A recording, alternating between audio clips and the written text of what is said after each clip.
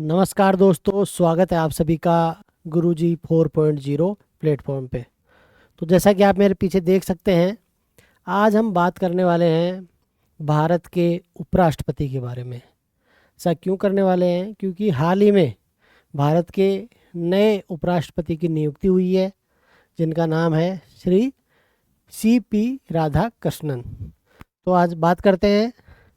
इस वीडियो में ना केवल हम CP राधाकृष्णन जी की बात करेंगे, बल्कि मैं आपको ये भी बताऊंगा दोस्तों कि भारत के उपराष्ट्रपति से संबंधित जितने भी संवैधानिक प्रावधान हैं, उनका कौन से अनुच्छेद के तहत उनका वर्णन किया गया है, क्या क्या उनकी शक्तियां हैं, क्या क्या उनके कार्य हैं। तो इन सब चीज़ों के बारे में बात करेंगे, जो आपके लिए लगभग हर जो एग्ज़ाम है उसके लिए इम्पोर्टेंट है। आपको बता दूं, 2023 का जो RAS मेंस हुआ था, उसमें उपराष्ट्रपति की जो निर्वाचन प्रक्रिया है उसके ऊपर भी सवाल पूछा गया था। तो लगभग हर एग्ज़ाम में उपराष्ट्रपति के ऊपर सवाल पूछा जाता है। तो चलिए दोस्तों, हम पढ़ते हैं आज भारत के उपराष्ट्रपति के बारे में।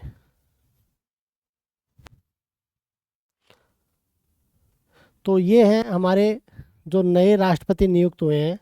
थोड़ा सा मैं इसको बड़ा कर लेता हूँ ताकि आपको आसानी से चीज़ें दिख पाएँ।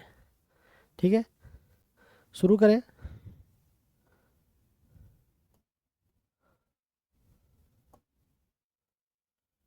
तो दोस्तों देखिए, इनका नाम है CP राधा कृष्णन। ठीक है, पूरा नाम है इनका चंद्रपुरम पोन्नुसामी राधा कृष्णन। पूरा नाम क्या है इनका?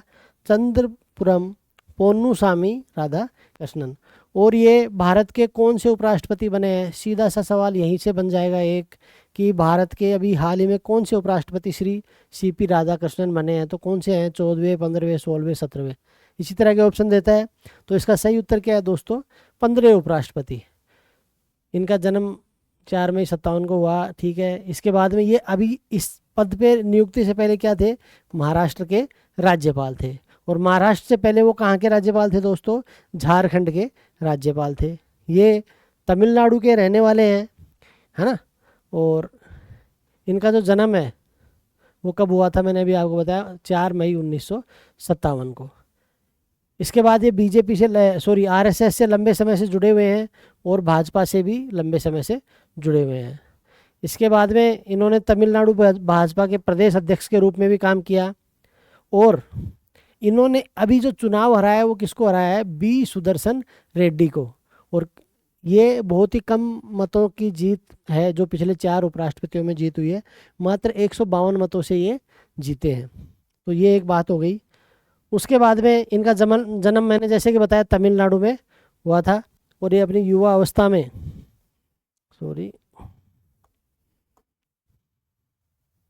टेबल टेनिस के चैंपियन भी थे। ठीक है दोस्तों, ये बात हो गई इनके बारे में। थोड़ा सा इसको इरेज कर देता हूँ। तो अभी हम केवल बात कर रहे हैं जो ये नए राष्ट्रपति बने हैं उनके बारे में। ठीक है, और ये लोकसभा चुनाव भी जीत चुके हैं। ठीक है, अब आगे बात करते हैं हम कि श्री राधाकृष्णन जी 1998 से लेकर के और 2004 तक ये सार्वजनिक उपक्रमों की जो संसदीय समिति होती है और जो वित्त परामर्शदात्री समिति है उसके भी सदस्य रहे हैं। और ये किस चीज़ से जुड़े हुए थे? नदियों को जोड़ने की जो परियोजना थी उनसे, अस्पृश्यता उन्मूलन और आतंकवाद के लिए भी इन्होंने 93 दिनों तक रथ यात्रा भी की है। तो इस प्रकार से इनके बारे में जानकारी है। और कोई खास इतनी अभी एग्ज़ाम के पॉइंट ऑफ व्यू से कोई जानकारी नहीं है। आप हालांकि इस PDF को देख सकते हैं, ये PDF भी हम आपको प्रोवाइड करवा देंगे। इसमें इनके बारे में पूरी जानकारी है। तो अब हम बात करते हैं दोस्तों, ये तो बात होगी श्री CP राधाकृष्णन जी की, जो कि उपराष्ट्रपति बने हैं। मेन चीज़ आपको याद रखनी है, इन्होंने किनको हराया है? B सुदर्शन रेड्डी को हराया है। कितने मतों से हराया है? 152 मतों से हराया है। ठीक है, और इनके बारे में क्या याद रखेंगे? ये पहले कहाँ के राज्यपाल थे? महाराष्ट्र के राज्यपाल थे नियुक्ति से पहले। जो मेन चीज़ें वो हमें इनके बारे में याद रखनी है। और सबसे इंपॉर्टेंट बात की है, कौन से उपराष्ट्रपति बने हैं? 15वें उपराष्ट्रपति बने हैं। अब बात करते हैं हम थोड़ी से संवैधानिक प्रावधानों की। ये मैंने अपने नोट्स की ही एक वो यहाँ पे डाल रखी है। तो देखो, भारत का उपराष्ट्रपति, तो सबसे पहली बात, सबसे पहली बात क्या है कि भारत के उपराष्ट्रपति का जो वर्णन है वो कौन से अनुच्छेद में किया हुआ है? अनुच्छेद 63 में। और इसमें क्या लिखा हुआ है कि भारत का एक उपराष्ट्रपति होगा। उसके बाद अनुच्छेद 66 में क्या दिया गया है? अनुच्छेद 66 में इनकी योग्यताएं दी हुई हैं। और इनकी योग्यताएं कितनी है दोस्तों? 4 है। तो उपराष्ट्रपति की पहली योग्यता क्या होनी चाहिए कि वो भारत का क्या हो? भारत का नागरिक हो। क्या होना चाहिए? वो भारत का नागरिक होना चाहिए। दूसरी शर्त क्या है कि न्यूनतम जो उनकी आयु है वो कितनी होनी चाहिए? न्यूनतम आयु कितनी होनी चाहिए? तो न्यूनतम आयु होनी चाहिए दोस्तों 35 वर्ष। कितनी होनी चाहिए? 35 वर्ष। और इनकी क्या योग्यता होनी चाहिए कि ये लोकसभा के सदस्य चुने जाने की क्या रखते हो? सदस्य चुने जाने की क्या रखते हो? योग्यता रखते हो। क्या रखते हो? लोकसभा के सदस्य चुने जाने की योग्यता रखते हो। और जो चौथी इनकी शर्त है वो योग्यता है वो क्या है कि ये किसी लाभ के पद पर नहीं होने चाहिए। किसी भी लाभ के पद पर नहीं होने चाहिए। तो ये 4 चीज़ें हैं जो अनुच्छेद 66 में लिखी हुई है, वो है उपराष्ट्रपति की योग्यता के बारे में। और अनुच्छेद 66 में क्या लिखा हुआ है? अनुच्छेद 66 में और भी कुछ चीज़ें लिखा हुआ है। एक लिखा हुआ है इनका निर्वाचक मंडल। ये भी बहुत इंपॉर्टेंट सवाल है, निर्वाचक मंडल। तो दोस्तों इनके निर्वाचक मंडल में कौन कौन सदस्य होते हैं? देखो, एक होते हैं राष्ट्रपति, एक होते हैं उपराष्ट्रपति।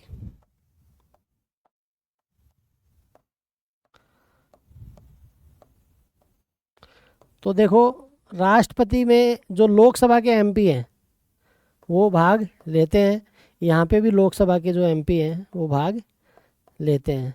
यहाँ पे जो राज्यसभा के एमपी हैं वो भाग लेते हैं। यहाँ पे भी जो राज्यसभा के एमपी हैं वो भाग लेते हैं। अब आपको पता है कि राज्यसभा में 12 सदस्यों का जो है मनोनयन कौन करते हैं? राष्ट्रपति करते हैं। तो वो जो मनोनीत सदस्य हैं, मनोनीत, मैं उनको बोल दूं मनोनीत राज्यसभा एमपी, तो वो राष्ट्रपति के चुनाव में भाग लेंगे क्या? नहीं लेंगे। लेकिन वो यहाँ पे भाग लेते हैं। जो मनोनीत राज्यसभा के एमपी हैं वो कहाँ पर भाग लेते हैं? उपराष्ट्रपति के चुनाव में भाग लेते हैं। एक आपको पता है कि पहले 2 एंग्लो इंडियन को नियुक्त करने की भी व्यवस्था थी, मतलब उनका मनोनयन करने की व्यवस्था थी, लेकिन उसको अभी हटा दिया गया है। और जैसे जो एमएलए होते हैं, सारे जितने भी एमएलए होते हैं वो राष्ट्रपति के चुनाव में भाग लेते हैं। तो हाँ जी, वो राष्ट्रपति के चुनाव में भाग लेते हैं। एमएलए उपराष्ट्रपति के चुनाव में भाग लेते हैं तो भाग नहीं लेते हैं। ये बहुत ही इम्पोर्टेंट बात है। यानी कि उपराष्ट्रपति के चुनाव में कौन भाग लेते हैं और कौन भाग नहीं लेते हैं, ये चीज़ आप ध्यान से यहाँ पर देख सकते हैं। ठीक है, चलो ये आप एक बार देख लीजिए अच्छी तरह से, बहुत इम्पोर्टेंट बात है। अब हम इसको हटा देते हैं और आपको कुछ और चीज़ें मैं बताता हूँ। तो हमने क्या क्या देख लिया कि अनुच्छेद 63 के तहत तो ये बताया कि भाई भारत का एक उपराष्ट्रपति होगा, उनकी क्या योग्यताएं होंगी, ये सब चीज़ें हमने देख ली। और ये भी देख लिया कि उनके निर्वाचक मंडल में कौन कौन होगा, कौन भाग लेगा और कौन भाग नहीं लेगा। अब थोड़ा हम आगे की चीज़ों को देखते हैं। अगली एक चीज़ होती है प्रस्तावक और अनुमोदक। ये भी आपको पता होना चाहिए। एक होते हैं प्रस्तावक और एक होते हैं अनुमोदक। तो देखो दोस्तों क्या होते हैं ये। तो अगर आपने कभी स्कूलों में अंताक्षरी होती है तो अंताक्षरी में एक अध्यक्ष बनाया जाता था। तो एक बच्चा खड़ा होकर बोलता था कि मैं फला फला बच्चे को आज की अंताक्षरी का जो मॉनिटर है वो बनाने का क्या रखता हूँ, प्रस्ताव रखता हूँ। और दूसरा बच्चा खड़ा होकर क्या बोलता था कि मैं उसका अनुमोदन करता हूँ। सेम चीज़ है यहाँ पर। कितने? 20 MP प्रस्तावक होने चाहिए और 20 MP क्या होने चाहिए दोस्तों? अनुमोदक होने चाहिए। तीसरी चीज़ जो धरोहर राशि है जिसको बोलते हैं जमानत, वो कितनी होती है? 15,000 रुपये। वो कितनी होती है दोस्तों? 15,000 रुपये यहाँ पर जमा की जाती है। और ये कहाँ पर जमा होती है, ये भी एक सवाल बनता है। एक एग्जाम में ये सवाल पूछा गया है कि ये जो धरोहर राशि है जो राष्ट्रपति और उपराष्ट्रपति के चुनाव में जमा होती है, ये कहाँ पे जमा होती है दोस्तों? ये RBI में जमा होती है। एक अनुच्छेद 71 क्या बोलता है दोस्तों? अनुच्छेद, ये भी उपराष्ट्रपति से ही संबंधित है। ये बोलता है कि जितने भी चुनाव संबंधी विवाद होंगे उपराष्ट्रपति के, जितने भी चुनाव संबंधी विवाद होंगे उपराष्ट्रपति के, तो वो कहाँ पर होंगे? सुनवाई होगी उनकी दोस्तों, उनकी सुनवाई होगी सुप्रीम कोर्ट में। कहाँ पर होगी? सुप्रीम कोर्ट में। तो ये भी एक इम्पोर्टेंट बात है। प्रस्तावक हो गया, अनुमोदक हो गया। उसके अलावा जो चुनाव करवाता कौन है? तो अनुच्छेद 324 में लिखा गया है कि जो निर्वाचन आयोग है, कौन? निर्वाचन आयोग है, वो किसके चुनाव करवाएगा? उपराष्ट्रपति के चुनाव करवाएगा। वो राष्ट्रपति उपराष्ट्रपति दोनों के चुनाव कौन करवाता है? निर्वाचन आयोग करवाता है। अधिसूचना भी कौन जारी करता है? निर्वाचन आयोग करता है। और क्या होता है कि जो लोकसभा, अब देखो आपको पता है 2 सदन हो गए, दोनों के MP भी भाग ले रहे हैं, तो इसमें एक पीठासीन अधिकारी होता है। देखो मैं आपको ये जो जानकारी बता रहा हूँ ना, इससे ज़्यादा डीप में कुछ जानकारी नहीं होगी उपराष्ट्रपति के लिए। तो जो पीठासीन अधिकारी होते हैं, चुनाव में एक पीठासीन अधिकारी होते हैं, तो वो कौन बनता है उपराष्ट्रपति के चुनाव में?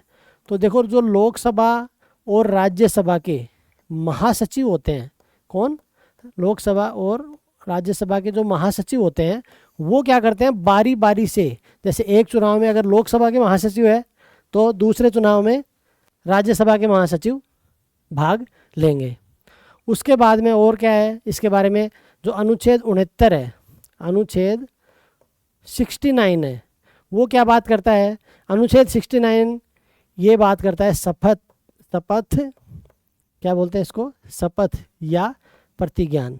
इसमें भी एक अंतर होता है, एक में ईश्वर की शपथ ली जाती है और दूसरे में डायरेक्ट बिना ईश्वर की शपथ लिए जो मतलब वो किया जाता है। और इसमें शपथ किस चीज़ की ली जाती है? तो उपराष्ट्रपति जो शपथ लेते हैं वो लेते हैं संविधान के प्रति निष्ठा की। ये भी सवाल आ सकता है, आया है एग्जाम्स में। संविधान के प्रति निष्ठा की शपथ लेते हैं। तो इतनी चीज़ें हो गई। प्रस्तावक हो गया हमारा, अनुमोदक हो गया, उसके बाद में धरोहर राशि हो गई, चुनाव संबंधी विवाद होंगे तो वो कौन देखेगा, उसके बाद में निर्वाचन आयोग ये चुनाव करवाता है, पीठासीन अधिकारी कौन होते हैं, और जो है एक बार लोकसभा के महासचिव और एक बार राज्यसभा के महासचिव इसमें भाग लेते हैं। अब बात करते हैं, एक तो देखो हमने क्या देखा, योग्यता देखी थी, उसके बाद में हम देखते हैं शर्तें। ये दोनों अलग अलग चीज़ होती हैं, योग्यता अलग चीज़ होती है और शर्तें अलग चीज़ होती है। ठीक है, तो पहली शर्त तो क्या होती है कि वो किसी भी संसद यानी MP या MLA नहीं होना चाहिए। पहली बात, सबसे जो मेन शर्त है वो क्या है कि MP या MLA नहीं होना चाहिए। और अगर हो ये हैं तो इनका पद क्या माना जाएगा, जैसे ये उपराष्ट्रपति बनेंगे तो इनका क्या माना जाएगा, पद रिक्त माना जाएगा। और अब आता है कि इनको पद से हटाना, पद से हटाना, इसके बारे में, तो इसके बारे में भी वर्णन किया गया है अनुच्छेद 67 में। अनुच्छेद 67 में जिस प्रकार से राष्ट्रपति के लिए है उसी प्रकार से अनुच्छेद 67 में किसके लिए लिखा गया है, राष्ट्रपति के लिए। आप मेरे को कमेंट करके बताइए कि कौन से अनुच्छेद में राष्ट्रपति को हटाने के लिए जो है महाभियोग की व्यवस्था की गई है। तो इसमें क्या किया जाता है, 14 दिन का पहले उनको नोटिस दिया जाता है। 14 दिन पहले क्या दिया जाता है दोस्तों, 14 दिन पूर्व उनको उपराष्ट्रपति जी को नोटिस दिया जाता है। और उसके बाद में क्या होता है, दोनों सदनों से उसको क्या करवाना पड़ता है, पारित करवाना पड़ता है। ठीक है, अब बात होती है कार्य की। तो पहला जो उपराष्ट्रपति होते हैं वो अनुच्छेद 64 क्या बोलता है, अनुच्छेद 64 बोलता है कि ये जो है राज्यसभा के उपसभापति के रूप में काम करेंगे। ये क्या करेंगे, राज्यसभा के उपसभापति के रूप में काम करेंगे, पहली चीज़। और दूसरा क्या है, एक कार्य और होता है जो अनुच्छेद किस में लिखा हुआ है, अनुच्छेद 65 में, कि जब राष्ट्रपति का पद रिक्त हो, या तो उनकी मृत्यु हो गई हो, या वो उनका स्वास्थ्य ठीक नहीं हो, या वो कहीं गए हो, यानी या तो उनकी पद रिक्ति हो या उनकी अनुपस्थिति हो, तो राष्ट्रपति के पदों का निर्वहन कौन करते हैं? उपराष्ट्रपति करते हैं। यहाँ तक की बात समझ में आई? यहाँ तक कि अगर आपको कोई डाउट हो तो आप पूछ सकते हैं। तीसरी और एक लास्ट बात क्या है, यहाँ पे लिख देता हूँ कि अगर आकस्मिक पद रिक्ति हो जाती है, आकस्मिक पद रिक्ति हो जाती है, तो 6 महीने के अंदर अंदर उपराष्ट्रपति के चुनाव करवाने होते हैं। ठीक है। एक मेन बात क्या बताना मैं भूल गया आपको यहाँ पे, कि जो इनका कार्यकाल होता है वो क्या होता है, कि इनका जो कार्यकाल होता है वो कितना होता है दोस्तों? 5 वर्ष होता है। क्या इनकी पुनः नियुक्ति की जाती है उपराष्ट्रपति के पद पे या की जा सकती है? तो इसके बारे में संविधान मौन है कि इनकी दोबारा से नियुक्ति हो सकती है या नहीं हो सकती है। तो यहाँ तक की बात मेरे हिसाब से क्लियर हो गई होगी आपको। अब इसमें एक छोटी सी बात और बचती है, वो मैं आपको बताता हूँ, जो कि काफ़ी लोगों को डाउट रहता है कि उपराष्ट्रपति के चुनाव में जैसे वोट जो है वो कैसे डाले जाते हैं, कैसे उपराष्ट्रपति का चुनाव जो जीतते हैं तो क्या होता है। तो राष्ट्रपति और उपराष्ट्रपति की जो चुनावों की जो पद्धति होती है उसका एक विशेष नाम है दोस्तों। तो मैं आपको बताता हूँ वो क्या है। पद्धति का नाम याद रखना चाहिए आपको। उस पद्धति को क्या बोलते हैं? एकल संक्रमणीय। क्या बोलते हैं? एकल संक्रमणीय आनुपातिक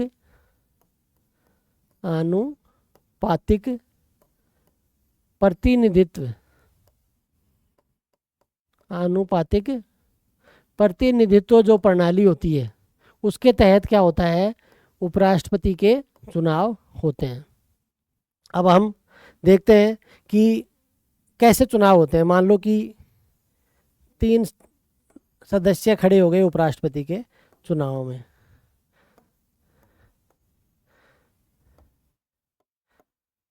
या 4 सदस्य हो गए, मान लो ABCD, 4 जो लोग हैं, 4 जो कैंडिडेट हैं वो उपराष्ट्रपति के चुनाव में खड़े हुए हैं।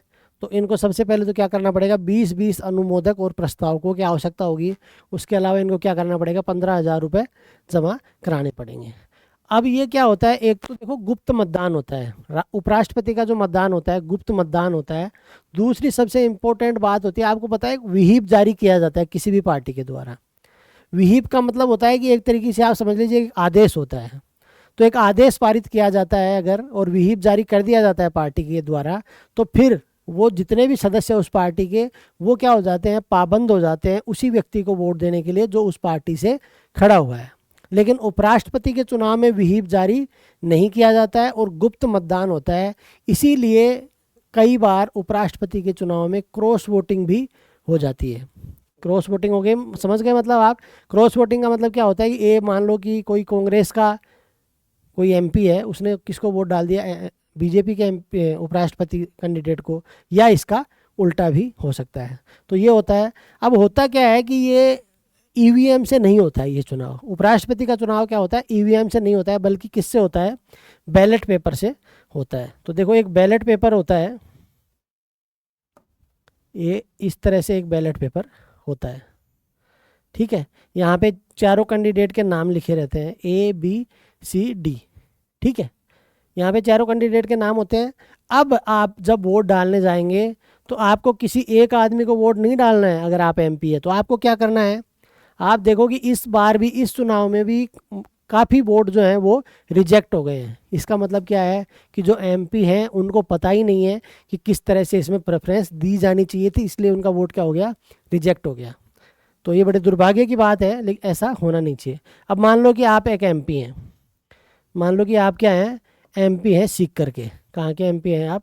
सीकर के MP हैं। मान लो आप अपने आप को कि आप सीकर के MP हैं और आप क्या गए? वोट डालने गए हैं। तो आप क्या करेंगे कि आप इन चारों में से प्रेफरेंस देंगे कि भाई मेरी जो फर्स्ट प्रेफरेंस है वो B है, मेरी जो सेकंड प्रेफरेंस है वो A है, मेरी जो थर्ड प्रेफरेंस है वो D है, और मेरी जो फोर्थ प्रेफरेंस है वो क्या है? C है।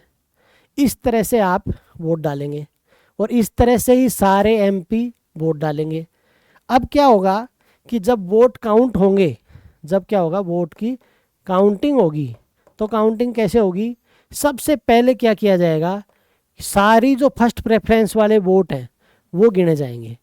हर आदमी ने किसी ना किसी को फर्स्ट प्रेफरेंस दिया होगा, तो सबसे पहले ये देखा जाएगा कि फर्स्ट प्रेफरेंस वाले कितने वोट हैं, उनको काउंट किया जाएगा और उसमें देखा जाएगा कि बहुमत मिला या नहीं मिला।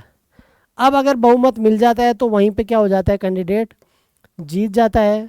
और अगर ऐसा नहीं होता है तो इसको बोलते हैं पहले दौर या पहला चरण। अब अगर ऐसा होता है कि उनको भाई बहुमत नहीं मिला तो क्या करेंगे कि अब उनकी जो सेकंड प्रेफरेंस है वो देखी जाएगी और उस हिसाब से इसका लास्ट में रिजल्ट निकाला जाता है। तो बहुत ज़्यादा हम इसको लंबा नहीं खींच सकते हैं क्योंकि ये पॉलिटी की कोई विशेष क्लास नहीं है, हमने ऐसे ही करंट का एक टॉपिक उठा करके और बात की थी। तो आशा करता हूँ कि आपको ये चीज़ें समझ में आई होंगी और इसी तरह कि हम आपके लिए समय समय पर वीडियो लाते रहेंगे। डेली हम लोग आपके लिए करंट अफेयर्स की वीडियो लेके आ रहे हैं। तो दोस्तों बने रहिए हमारे इस प्लेटफॉर्म पे और अगर आपको वीडियो अच्छी लगी हो तो प्लीज़ लाइक और सब्सक्राइब कर दीजिएगा। अगर आपको अच्छी नहीं लगी हो, कुछ कमियां हो तो वो भी अवश्य बताइएगा ताकि हम उनमें अपेक्षित सुधार कर सकें। तो थैंक यू दोस्तों, जय हिंद, जय भारत।